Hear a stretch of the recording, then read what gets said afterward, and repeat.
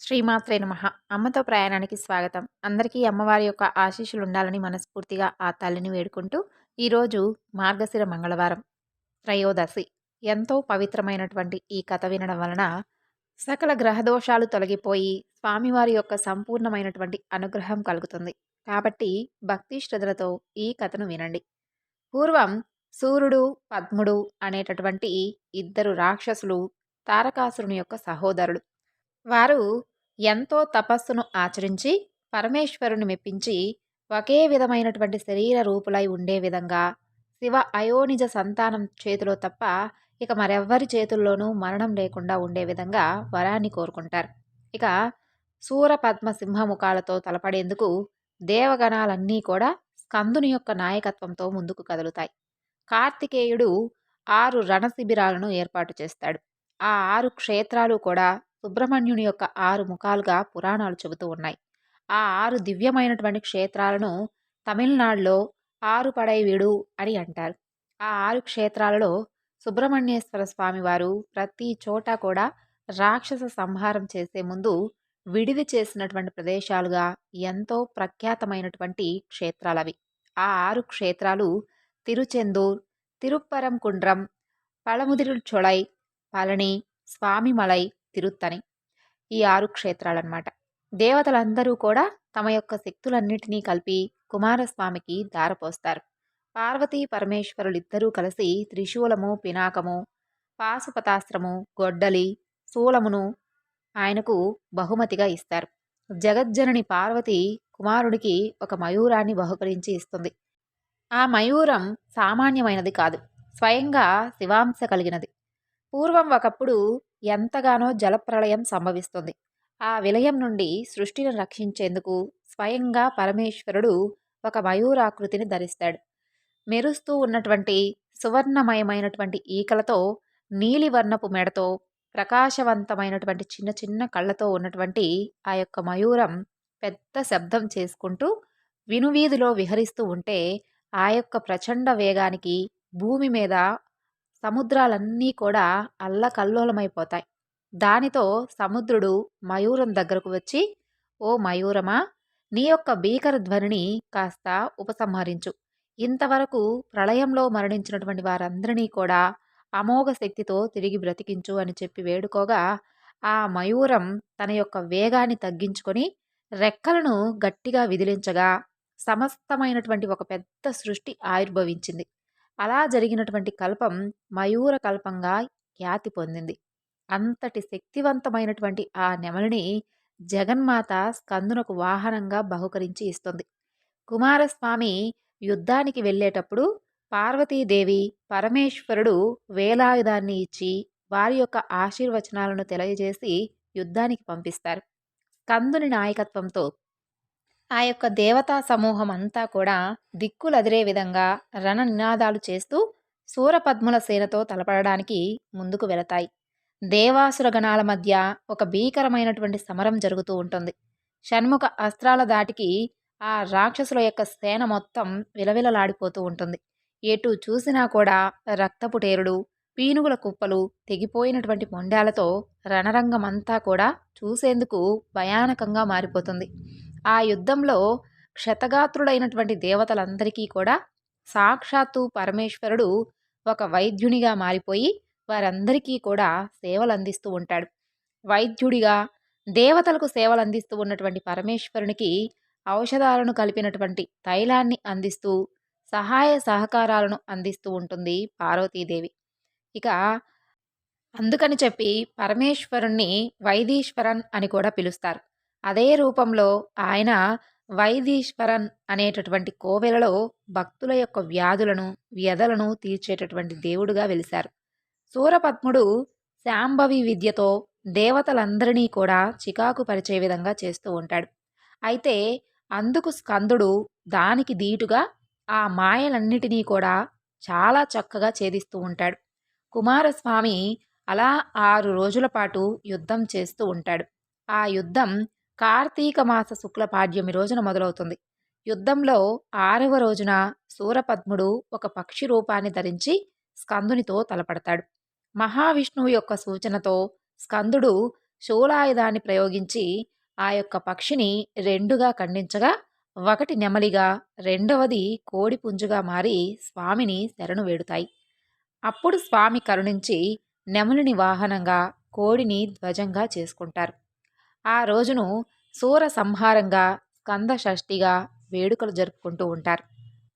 యుద్ధానంతరం శూరపద్ములు ఆక్రమించినటువంటి అమర సింహాసనాన్ని తిరిగి దేవేంద్రుడికి అప్పగించి త్రిలోకాధిపత్యం కట్టబెట్టాడు స్కందుడు. ఆ తరువాత కార్తికేయుడు తిరుప్పగుండ్రం అనేటటువంటి ప్రదేశంలో విశ్రమించి ఉండగా మహేంద్రుడు దేవసేనను అక్కడకు తీసుకొని వచ్చి, కుమారా, ఈ కన్యను బ్రహ్మదేవుడు నీకోసమై సృష్టించాడు. ఈమెను చేపట్టవలసిందిగా నా ప్రార్థన అని చెప్పి ప్రార్థించగా కుమారస్వామి అందుకు అంగీకరించి దేవసేనను వివాహమాడతాడు. అమర వైభవంతో దేవగణాలన్నీ కూడా వారి యొక్క వివాహాన్ని జరుపుతూ ఉంటాయి. రంగరంగ వైభవంతో దేవసేన సుబ్రహ్మణ్యుల యొక్క వివాహం జరుగుతుంది. అల్లునికి కానుకగా ఐరావత సమేతంగా అమూల్యమైనటువంటి వస్తువులను ఇంద్రుడు బహుకరించి ఇస్తాడు. మహావిష్ణువు తన మేనల్లుడు, అల్లుడు అయినటువంటి స్కందునికి అపూర్వమైనటువంటి యశస్సును ప్రసాదిస్తాడు. సుబ్రహ్మణ్యుడు శ్రీ మహావిష్ణువు చెల్లెలైనటువంటి పార్వతీదేవి కుమారుడు కాబట్టి శ్రీ మహావిష్ణువుకు మేనల్లుడు అవుతాడు. కాబట్టి మేల్ మురుగన్ అనేటటువంటి పేరు కూడా స్వామివారికి ఉంది. మురుగన్ అంటే అల్లుడు అని అర్థం. పూర్వజన్మలో వల్లి దేవసేన విష్ణువు యొక్క కుమార్తెలు. అందుకే మహావిష్ణువు సుబ్రహ్మణ్యుడికి మామ అవుతారు. ఆయన పరమేశ్వరునికి పుత్రుడు, విష్ణువుకి అల్లుడు. అందుకే సుబ్రహ్మణ్యుణ్ణి మరుగోనే అని కూడా అంటారు. మహేశ్వరుడు కుమారస్వామిని కుజగ్రహానికి అధిదేవతగా చేస్తారు. అప్పటి నుండి జాతకంలో కుజదోషం ఉన్నవారు, వారు అనుభవించేటటువంటి వారందరూ ఆ పడే బాధలన్నిటినీ కూడా కార్తికేయుని కనుక పూజించినట్లయితే ఆయన తప్పకుండా కరుణతో ఆ యొక్క దోష నివారణను తొలగించి సుఖ సంతోషాలను ప్రసాదిస్తారు. లోకమాత తన యొక్క అపూర్వమైనటువంటి శక్తులన్నిటినీ కూడా కుమారస్వామికి ప్రసాదించి దేవసేనను సంతానాది దేవత అంటే షష్ఠి దేవతగా చేస్తుంది. ముల్లోకాలు ఆ యొక్క కళ్యాణ వైభోగాలతో చూసి తరిస్తాయి. ఇప్పుడు షష్ఠీ దేవతగా దేవసేనను నియమించారు కాబట్టి ఆమె యొక్క చరిత్ర గురించి కూడా తెలుసుకుందాం. ఈ దేవి కథ ఎంతో మహిమాన్వితమైనది. ప్రకృతి దేవి యొక్క షష్టాంశ అంటే 6వ కల వలన అవతరించింది కాబట్టి ఆమెకు షష్ఠీదేవి అని పేరు వచ్చింది. ఈ దేవి పేరు దేవసేన. ఈమె సుబ్రహ్మణ్యేశ్వర స్వామి వారికి ప్రియురాలు, శిశురక్షకి, బాలారిష్టాల నుంచి శిశువులను కాపాడుతుంది. శిశువుల పక్కనే ఉండి వారి ఆయువును అభివృద్ధి చేస్తుంది ఈ అమ్మ. శిశువుల పాలిట ఈ దేవి దివ్యమాత. ఈమెకు సంబంధించినటువంటి కథను రాసినా, చదివినా, వినినా సుఖ సంపదలు, పుత్ర పౌత్రాభివృద్ధి కలుగుతుంది. ముఖ్యంగా గర్భంతో ఉన్నవారు తప్పకుండా ప్రతిరోజు కూడా అమ్మవారి యొక్క స్తోత్రం కానీ, ఈ కథను కానీ వింటే చాలా మంచిది. స్వయంభువ మనువు కొడుకు ప్రియవ్రతుడు, సార్థక నామధేయుడు, సంసార సంబంధం బంధకారణమని చెప్పి పెళ్లి కూడా మానుకొని తపస్సును చేస్తూ ఉండగా బ్రహ్మదేవుడు వచ్చి సంసారం సక్రమంగా చేసి పుత్రుని కని అతనికి రాజ్యం అప్పగించి తపస్సు చేయడం రాజధర్మం అని చెప్పగా ఇక ప్రియవ్రతుడు మాలతి అనేటటువంటి ఒక క్షత్రియ కన్యను పరిణయమాడి దాంపత్య జీవితాన్ని సుఖ సంతోషాలతో అనుభవిస్తూ ఉంటాడు. అలా ఎంతకాలమైనప్పటికీ కూడా అతనికి సంతతి కలగలేదు. కశ్యప మహాముని ప్రోత్సాహంతో పుత్రకామేష్టి యాగాన్ని చేస్తారు. తత్ఫలితంగా రాజపత్ని గర్భవతి అవుతుంది. ఆ గర్భం చాలా దుర్భరంగా ఎంతో కాలం మోసి మోసి చివరకు ఒక మృత శిశువును కంటుంది. ఇక మృత శిశువు అంటే కన్నతల్లి కడుపు బాధ చెప్పడానికి శక్యం కాదు. ఆమె ఏడ్చి ఏడ్చి పాపం సొమ్మసిల్లి పడిపోతుంది. ప్రియవ్రతుడు లోపల ఎంతో కృంగిపోయి కాసేపటికి తేరుకొని రాతి గుండెతో ఆ శిశువును భుజాన వేసుకొని శ్మశానానికి వెళ్ళి అక్కడ కింద పెట్టి దైవాన్ని నిందిస్తూ కూర్చుంటాడు. అంతలో అక్కడకు ఒక దివ్యమైనటువంటి విమానంలో ఒక అద్భుతమైనటువంటి ఒక దేవతా స్త్రీ వస్తుంది. ఆ దేవతకు ప్రియవ్రతుడు అభివాదం చేసి, అమ్మా, తమరెవరు? మీ తల్లిదండ్రులెవరు? ఎందుకు ఇక్కడికి వచ్చారు అని చెప్పి సవినయంగా ఆమెను ప్రశ్నిస్తాడు. అందుకు ఆ దేవత, రాజా, నేను ప్రకృతి షష్టాంశ వలన బ్రహ్మమానస సృష్టిగా అవతరించాను. స్కందుని పత్నిని. నా పేరు దేవసేన. షష్ఠీదేవి అని నన్ను స్మరిస్తూ ఉంటారు అని చెబుతుంది. ఇక ప్రియవ్రతుడి ప్రార్థనతో కనికరించి ఆ పిల్లవారిని బ్రతికించి తిరిగి ప్రియవ్రతుడికి ఇస్తూ ఇతని పేరు సువ్రతుడు. అప్రమేయమైనటువంటి బల పరాక్రమాలతో ఈ భూమిని ఏకఛత్రంగా పాలిస్తాడు. 100 యజ్ఞాలు చేస్తాడు అని చెప్పి చెబుతుంది. ఇక వేదం చెప్పిన రీతిగా నన్ను నీ ఇంట ఆరాధిస్తూ నీ ప్రజల చేత కూడా ఆరాధింపచేస్తూ ఉండు. ఆ తరువాత నీకు అంతా మంచే జరుగుతుంది అని చెప్పి ఆ దేవత దీవించి అంతర్ధానమవుతుంది. ప్రియవ్రతుడు పరమానందంతో ఇంటికి వచ్చి షష్ఠీదేవి యొక్క కథను చెప్పి తన భార్యతో కలిపి వేదోక్త విధానంగా ఆ దేవిని ఆరాధించి ప్రజలందరి చేత కూడా షష్ఠీదేవి యొక్క పూజలను చేయిస్తాడు. పురిటింట 6వ నాడు షష్ఠీదేవి యొక్క పూజను చేస్తే పురిటి తల్లికి పుట్టినటువంటి శిశువుకు క్షేమం. అలాగే పురిటి శుద్ధి నాడు కూడా చేయించడం చాలా మంచిది. అన్నప్రాసరణ సమయంలో ఈ విధమైనటువంటి అమ్మవారి యొక్క పూజను చేయడం వలన పురిటి దోషాలు, బాలారిష్ట దోషాలు కూడా తొలగిపోయి ఆ శిశువు పూర్ణాయుర్దాయం కలిగి ఉంటాడు. సంతానం లేనివారు కొడుకును కోరి షష్ఠీదేవిని కనుక పూజించి అమ్మవారి యొక్క స్తోత్రంతో శ్రద్ధాభక్తులతో పఠిస్తూ ఉంటే శుభలక్షణమైనటువంటి లక్షితుడు, దీర్ఘాయుష్మంతుడు అయినటువంటి కొడుకు జన్మిస్తాడు. బాలబాలికలు భయపడి ఏడుస్తూ ఉన్నప్పుడు పురిటింట కనుక అమ్మవారి స్తోత్రం పఠిస్తే అన్ని బాధలు తొలగిపోయి పిల్లలు సుఖంగా సురక్షితంగా ఉంటారు. షష్ఠీదేవి యొక్క అనుగ్రహం వలన అన్ని రకాలైన బాలగ్రహ పీడలు తొలగిపోతాయి. ఇది షష్ఠీదేవి యొక్క కథ. ఇప్పుడు వల్లీ సుబ్రహ్మణ్యుల యొక్క కళ్యాణం గురించి కూడా తెలుసుకుందాం. ఒకానొక సమయంలో నారద మహర్షి తనికై అనేటటువంటి ప్రదేశంలో ఉండేటటువంటి సుబ్రహ్మణ్యేశ్వర స్వామి వారి యొక్క సన్నిధానానికి వెళతాడు. అక్కడ లోకాల్లో తాను చూసినటువంటి విశేషాలన్నిటినీ కూడా చెప్పడం మొదలు పెడతాడు. అప్పుడు నారదుడు వల్లీ కళ్యాణం చేయించేందుకు వస్తాడు. ఇక వేటాడి జీవనం సాగించేటటువంటి అరణ్యంలో జీవితాన్ని గడిపేటటువంటి 2 దంపతులైనటువంటి నంబి అతని భార్య ఆహార సంపాదనకై కొండల మధ్య తిరుగుతూ ఉండగా వారికి ఒక శిశువు దుప్పి పరిరక్షణలో ఉండడం చూస్తారు. ఆడపిల్లలు లేనటువంటి లోటు ఆ భగవంతుడు ఈ రూపంలో మనకు తీర్చాడు అని చెప్పనుకొని ఆ బిడ్డను ఎత్తుకొని ముద్దాడుతూ తమ ఇంటికి తీసుకొని పోతారు ఆ దంపతులు. తమ యొక్క జీవనాధారం అయినటువంటి వల్లీ కొండల మధ్య దొరికింది కాబట్టి ఆ బిడ్డకు వల్లీ అని పేరు పెట్టుకొని ఎంతో అల్లారు ముద్దుగా పెంచుతూ ఉండేవారు. భగవంతునిపై భక్తి, పెద్దల పట్ల గౌరవం, వినయ విధేయతలతో వల్లీ పెరుగుతుంది. ఆమెది రాశీభూతమైనటువంటి సౌందర్యం. అటువంటి వల్లీ నీ భార్య కావాలి, అది నా కోరిక. ఆ పిల్ల చుట్టూ ఎప్పుడూ పాములు ఉంటాయి. నీవు చూసి మాత్రం భయపడకూడదు సుమా. ఎవరు ఆ పిల్ల వంటిని పట్టినటువంటి పాములను చూస్తూ ఉంటారో వాళ్ళు ఆ పిల్ల సౌందర్యాన్ని చూసి ఉండలేక పొంగిపోతారు అని చెబుతాడు నారదుడు. ఇదంతా కూడా సుబ్రహ్మణ్యుడికి చెప్పినటువంటి మాటలన్నమాట. ఆ మాటలను విని సుబ్రహ్మణ్యుడు ఆ యొక్క అరణ్యమైనటువంటి బిల్లాపురానికి వెళతాడు. ఆయన వెళ్లేందుకు ముందే నారదుడు ఆ ప్రాంతానికి వెళతాడు.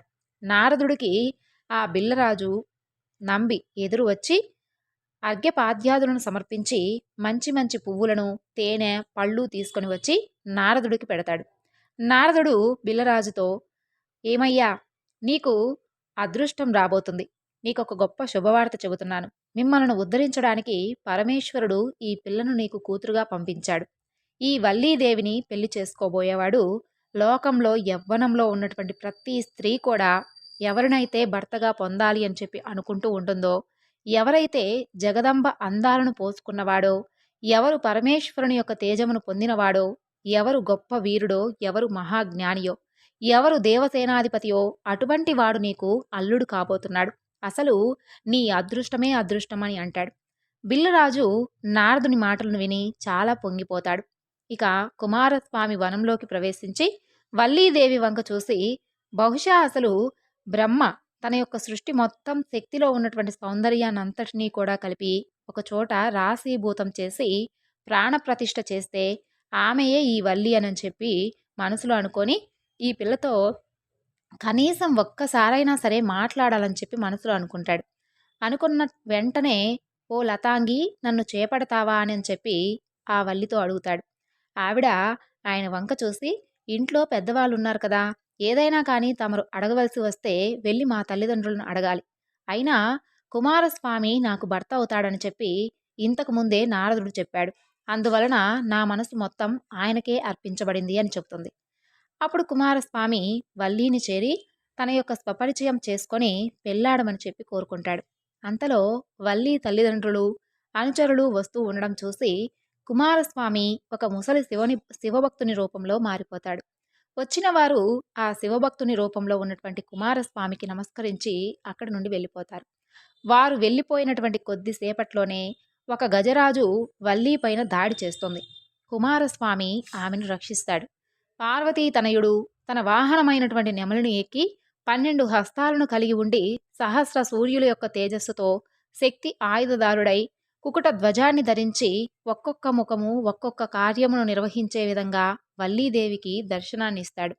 ఆ యొక్క దివ్య స్వరూపాన్ని చూసి కుమారస్వామికి పాదాభివందనం చేసి పెళ్లికి సుముఖం వ్యక్తం పరుస్తుంది ఆ యొక్క వల్లీదేవి.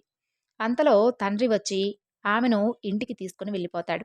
ఇంటికి వెళ్ళిన తర్వాత ఆ పిల్ల మనసులో కుంగి కుంగి ఏడుస్తూ ఉంటుంది. అయ్యో, ఎక్కడి మహానుభావుడు, నేను ఒక్క మాట నోరు తెరిచి చెప్పలేదే అని చెప్పి ఎంతో బాధపడుతూ ఉంటుంది.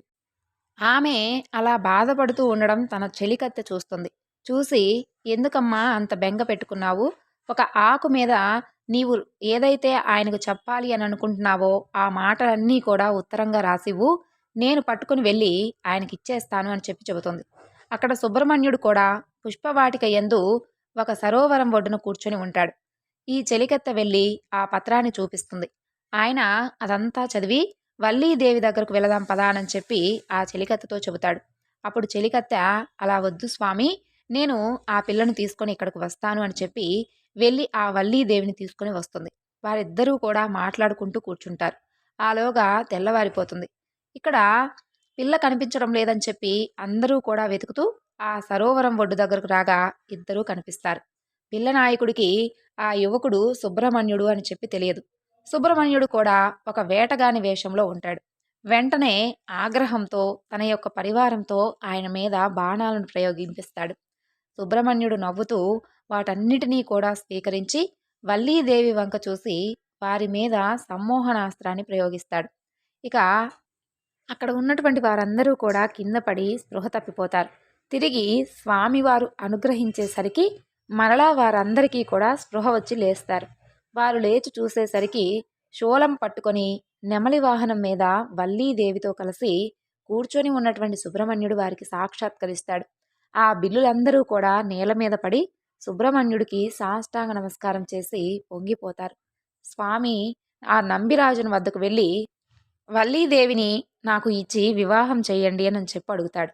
అప్పుడు నంబిరాజన్ వల్లీదేవి తన కుమార్తె కాదని చెప్పి ఆదిశేషుని కుమారుడైనటువంటి కుముతుని కుమార్తె అని చెప్పి, కానీ ఈమె మా ఇంట పెరుగుతుంది, వల్లి నాగస్వరూపిణి కావడం వలన నాగస్వరూపుణ్ణి మాత్రమే వివాహం చేసుకుంటుంది అని చెప్పగా, ఇక కుమారస్వామి ఒక సర్పరూపంలో వల్లీదేవిని వివాహం చేసుకోవడానికి సంసిద్ధుడవుతాడు. అంతలో నారదుడు, దేవసేన, పార్వతీ పరమేశ్వరులతో అక్కడికి చేరుకుంటారు. నేనెంత భాగ్యవంతురాలునో కదా అని చెప్పి అనుకొని వల్లీదేవి పార్వతీ పరమేశ్వరులకు నమస్కరిస్తుంది. కొండజాతి ఆచారం ప్రకారం వధూవరులను కూర్చోబెట్టి వినాయకుని సమక్షంలో శివపార్వతుల యొక్క ఆశీర్వాదంతో, దేవసేన యొక్క అంగీకారంతో దేవతలందరూ కూడా పుష్పవర్షాన్ని కురిపిస్తూ ఉండగా వల్లీ సుబ్రహ్మణ్య స్వామిల యొక్క వివాహం ఆనందదాయకంగా జరుగుతుంది. ఒక కొండజాతి పిల్లను చేసుకున్నందుకు జ్ఞాపకార్థంగా సుబ్రహ్మణ్యేశ్వర స్వామి కలియుగమునందు ఆ కొండలపైనే వెలుస్తాను అని చెప్పి మాట ఇస్తాడు. అందుకే దాదాపుగా సుబ్రహ్మణ్యేశ్వర స్వామి వారి యొక్క ఆలయ క్షేత్రాలన్నీ కూడా కొండలపైనే వెలిసి ఉంటాయి. పార్వతీ పరమేశ్వరులతో, దేవసేనతో కలిసి ఆనాటి నుండి ఈనాటి వరకు భక్తుల యొక్క కోరికలను అనుగ్రహించేందుకు సుబ్రహ్మణ్యేశ్వర స్వామివారు తిరుత్తణియందు వెలిసి ఉన్నారు. సుబ్రహ్మణ్యేశ్వర స్వామి వారిని పూజిస్తే మన పాపాలన్నీ కూడా దగ్ధమైపోతాయి, వంశాభివృద్ధి జరుగుతుంది. కుమారస్వామి పాముగా మారి వివాహం చేసుకున్నటువంటి రోజున మార్గశిర శుక్లపక్ష షష్ఠి. పాము బ్రహ్మజ్ఞానానికి కుండలికి ప్రతీక కాబట్టి నీవు బ్రహ్మణ్య దేవుడివి, సుబ్రహ్మణ్యుడివి, మంచి పరబ్రహ్మ స్వరూపుడవి అని చెప్పి వల్లీదేవి యొక్క అసలు తండ్రి కుముదుడు బిరుదుగా ఇస్తాడు స్వామివారికి. కాబట్టి కుమారస్వామిని సుబ్రహ్మణ్యేశ్వర స్వామి అని కూడా పిలుస్తారు. వల్లీ అమ్మవారు కుండలిని శక్తికి ప్రతీక. ఆ శక్తి చలనానికి ఆగమనంలో ప్రాకేటటువంటి నాదశక్తికి ప్రతీక వల్లి అమ్మ. మనందరిలోనూ కుండలిని శక్తి 3.5 అడుగుల చుట్ట చుట్టుకొని మూలాధార చక్రం నందు ఉంటుంది. అయితే ఆ కుండలిని శక్తిని కదపడం అనేది కేవలం సమర్థుడైనటువంటి గురువు పర్యవేక్షణలో తప్ప ఎవ్వరూ కూడా సొంత ప్రయోగాలు చేయకూడదని చెప్పి పెద్దలు చెబుతూ ఉంటారు. శివశక్తుల యొక్క అనురాగమునకు ఫలము జ్ఞాన పండిత అని చెప్పి కీర్తించబడ్డవాడు గజముఖానునుడు దేవసేనాధిపతి వల్లీ నాయకుడైనటువంటి శ్రీ సుబ్రహ్మణ్యేశ్వర స్వామి వారి యొక్క వైభవాన్ని తలుచుకొని స్వామివారి యొక్క అనుగ్రహానికి మనందరం కూడా పాత్రులవుదాం. కుమారస్వామి సుబ్రహ్మణ్యేశ్వర స్వామిగా పిలువబడడానికి అసలు కారణాలు ఏమిటి అంటే, ఒకనాడు బ్రహ్మదేవుడు కైలాసానికి వస్తాడు. ఆ సమయమున పరమేశ్వరుడు ధ్యాన స్థితిలో ఉంటాడు. అక్కడ ఉన్నటువంటి కుమారస్వామి బ్రహ్మదేవుణ్ణి చూసి నీవెవరివి అని అడుగుతాడు. అప్పుడు బ్రహ్మదేవుడు అహం బ్రహ్మస్మి అని చెప్పి సమాధానమిస్తాడు. వెంటనే కుమారస్వామి నవ్వుతూ, ఏమీ బ్రహ్మ నిర్గుణము, రూపం లేదు, నీవు రూపంతో ఉన్నావు. బ్రహ్మ అక్షరుడు, కానీ నీ రూపం నశించును. బ్రహ్మ నిశ్చలం, కానీ నీవు చలించుచుంటివి. నీవా శబ్దమునకు తగనివాడివి అని చెప్పి వాదిస్తూ ఉంటాడు. ఇక బ్రహ్మదేవుడు ఏమీ అనేందుకు కూడా శక్తి చాలక మౌనంగా ఉండిపోతాడు. ఆ స్థితిలో శంకరుడు బాహ్య దృష్టుడై సుబ్రహ్మణ్యం అని అంటారు. బ్రహ్మదేవుడు తలలు వాలుస్తాడు. కుమారస్వామి తండ్రికి సాష్టాంగ నమస్కారం చేస్తాడు. శూలి సుబ్రహ్మణ్య పదం నీకు జగద్వాప్తి అగుగాక అని చెప్పి దీవిస్తాడు పరమేశ్వరుడు. ఆ యొక్క పరమేశ్వరుని దీవెన వలన సుబ్రహ్మణ్య అనేటటువంటి పేరు వచ్చింది అని అగస్త్య మహర్షి తన శిష్యుడైనటువంటి మాండవ్యునకు చెబుతాడు. కుమారస్వామి సర్పరూపంలో కొలవబడేందుకు కారణాలు ఏమిటి అంటే, స్కాంద పురాణంలోని సహ్యాద్రి ఖండంలో కృష్ణానది మహత్యం, ఇతర క్షేత్రాలను వివరించేటటువంటి సందర్భంలో మోపీదేవి క్షేత్ర ప్రశంస మనకు కనిపిస్తుంది. అగస్త్య మహర్షి వింధ్య పర్వత గర్వాన్ని అణిచేందుకు తప్పని పరిస్థితుల్లో కాశీని విడిచిపెట్టవలసి వస్తుంది. వింధ్య పర్వతం అహంకారంతో విజృంభించి ఆకాశంలోకి చొచ్చుకొని పోయి సూర్య గమనాన్ని సైతం నిరోధించసాగింది. ప్రకృతి స్తంభించింది. గ్రహ సంచారాలు అన్నీ కూడా నిలిచిపోయాయి. ఆ యొక్క మహోపద్రవాన్ని నివారించగలిగేది కేవలం అగస్త్య మహర్షి మాత్రమేనని చెప్పి భావించినటువంటి బ్రహ్మాది దేవతలు అగస్త్య మహర్షికి ఆ విషయాన్ని వివరిస్తారు. యోగ దృష్టితో సర్వము నెరిగినటువంటి మహర్షి తాను ఇప్పుడు కాశీని వీడితే కల్పాంతమైనా సరే తిరిగి కాశీకి రావడానికి వీలు పడదని చెప్పి తెలిపి కూడా లోక శ్రేయస్సును దృష్టిలో ఉంచుకొని అమర కార్యానికి ఆయన అంగీకరించాడు. లోపాముద్ర సహితుడై దక్షిణ పదానికి బయలుదేరి వెళ్ళాడు అగస్త్య మహర్షి. ఇక దారిలో ఉన్నటువంటి వింధ్య పర్వతం మహర్షి యొక్క రాకను గమనించి సాష్టాంగపడి నమస్కరించింది. తాను తిరిగి మరలా వచ్చే వరకు అలాగే ఉండమని చెప్పి శాసించి కాశీ విశాలాక్షి విశ్వనాథులను మనసులో నిలుపుకొని దక్షిణాపదం వైపు బయలుదేరి వెళ్ళాడు అగస్త్యుడు. పవిత్ర గోదావరి ప్రాంతాన్ని పావనం చేసి కృష్ణా తీరంలోకి అడుగుపెట్టారు ఆ పుణ్య దంపతులు. కనకదుర్గామాతను, శ్రీకాకుళ ఆంధ్ర మహావిష్ణువును దర్శించుకొని వ్యాఘ్రపురం అంటే పులిగడ్డకు చేరుకున్నారు. ఆ తరువాత ఆ ప్రదేశమంతా కూడా పుట్టలతో నిండి ఉంటుంది. లోపాముద్రాదేవి శిక్ష బృందము ఆయనను అనుసరించి వెళుతూ ఉంటారు. ఒక పుట్ట నుండి దివ్యమైనటువంటి తేజస్సును గమనించి అదే సుబ్రహ్మణ్య క్షేత్రమని, ఇది భుక్తిముక్తి ఫలప్రదమని శిష్యులకు వివరించాడు అగస్త్యుడు. కుమారస్వామి ఉరగ అంటే పాము రూపంలో తపస్సు చేసేందుకు గల కారణాన్ని ఈ విధంగా శిష్యులకు వివరించారు అగస్త్య మహర్షి. సనక సనకస, సనత్ కుమార ఇటువంటి జాతులు అందరూ కూడా ఎప్పుడూ 5 ఏళ్ల వయసు వారుగానే ఉంటారు. పైగా దిగంబరులు. వారు ఎల్లప్పుడూ కూడా భగవతారాధనలోనే కాలం గడుపుతూ ఉంటారు. వారు ఒక పర్యాయం పరమేశ్వర దర్శనానికి కైలాసానికి చేరుకున్నారు. ఆ సమయంలో పరమేశ్వరుడు కైలాసంలో లేడు. లోకమాత పార్వతి, కుమారస్వామి కొలువు తీరి ఉంటారు. అదే సమయంలో శచి, స్వాహ మొదలైనటువంటి దేవతా స్త్రీలు, లక్ష్మీ సరస్వతులు పార్వతీదేవి యొక్క దర్శనానికి విచ్చేస్తారు. ఇటు జడదారులు, అటు రంగురంగుల వస్త్రాలు ఆభరణాలతో సుందరీమణులను చూసి ఆ శివకుమారుడు నవ్వు ఆపుకోలేకపోతాడు. కుమారా, ఎందుకు నవ్వుతున్నావు? వారు నేనులా నీకు కనిపించడం లేదా? ఆ తాపసులు మీ తండ్రి వలె లేరా? భేదమేమైనా కనిపిస్తుందా? అని చెప్పి జగదంబ కుమారుని ప్రశ్నిస్తుంది. ఆ ప్రశ్న విన్నటువంటి కుమారస్వామి లోలోపల పశ్చాత్తాపపడతాడు. తల్లి పాదాలపై పడి క్షమాపణ కోరుకుంటాడు. తల్లి కాదన్నా వినకుండా పాప పరిహారం కోసం తపస్సు చేసుకునేందుకు బయలుదేరి వెళతాడు. ఈ ప్రాంతానికి చేరుకొని తన యొక్క రూపం ఇతరులెవ్వరికీ కూడా కనిపించకుండా ఉండేందుకు ఒక పుట్టను ఏర్పరచుకొని ఆ యొక్క ఉరగ రూపంతో తపస్సును ప్రారంభించాడు. ఆ విషయాన్నంతటినీ కూడా దివ్య దృష్టితో చూసి శిష్యులకు అంతటిని అంతా కూడా వివరంగా తెలియజేస్తాడు అగస్త్యుడు. మహా తేజస్సు వచ్చేటటువంటి ఆ పుట్టను సమీపించి సాష్టాంగ నమస్కారం చేస్తాడు. పడగవలే ఉండేటటువంటి శివలింగాన్ని దివ్యమైనటువంటి తేజస్సు వచ్చేటటువంటి ఆ పుట్ట మీద ప్రతిష్ఠిస్తాడు. అది కృష్ణానదిలో స్నానం చేసి లోపాముద్రతో కలిసి శిక్ష సమేతంగా ఆ శివలింగానికి పూజలు నిర్వహిస్తాడు అగస్త్య మహర్షి. ఇక కాలాంతరంలో ఆ ప్రదేశమంతా కూడా పుట్టలతో నిండిపోతుంది. ఆ పుట్టలు ఉన్నటువంటి ప్రాంతానికి సమీపంలోనే కుమ్మరి కులస్తులు కులవృత్తితో జీవిస్తూ ఉండేవారు. వారిలో వీరారపు పర్వతాలు అనేటటువంటి ఒక అతను మహాభక్తుడు. అతనికి స్వామివారు కలలో కనిపించి తాను ఎక్కడ ఉన్నది చెప్పి ఆ లింగాన్ని వెలికి తీసి ఆలయాన్ని నిర్మించి ప్రతిష్ఠించమని చెప్పి ఆజ్ఞాపించాడట. ఇక పర్వతాలు తన యొక్క స్వప్న వృత్తాంతాన్ని తన వారందరికీ కూడా చెప్పి దేవాలయాన్ని నిర్మించి లింగాన్ని ప్రతిష్ఠించాడు. తన వృత్తిని స్వామికి అంకితం చేశాడు. మట్టితో స్వామికి ఇష్టమైనటువంటి వాటిని తయారు చేసి వాటిని కాల్చి అవి చెడిపోకుండా స్వామివారికి సమర్పించి ఆలయంలోనే భద్రపరిచేవాడు. అలా సమర్పించినటువంటి వాటిలో కొన్ని దేవాలయ మరమ్మతుల సమయంలో శిథిలమైపోగా మిగిలినటువంటి నంది, గుర్రము ఈనాటికి కూడా స్వామివారి యొక్క కళ్యాణ మండపంలో భద్రంగా ఉండి భక్తులకు కనువిందు చేస్తూ ఉన్నాయి. ఆ పుణ్యక్షేత్రాన్ని తొలి రోజుల్లో మోహినీపురం అని పిలిచేవారు. ఆ తరువాత మోపీదేవి అని చెప్పి స్థిరపడిందని చెబుతూ ఉంటారు.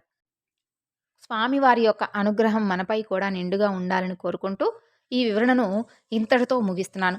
సర్వం శ్రీ లలితార్పణమస్తు. స్వస్తి.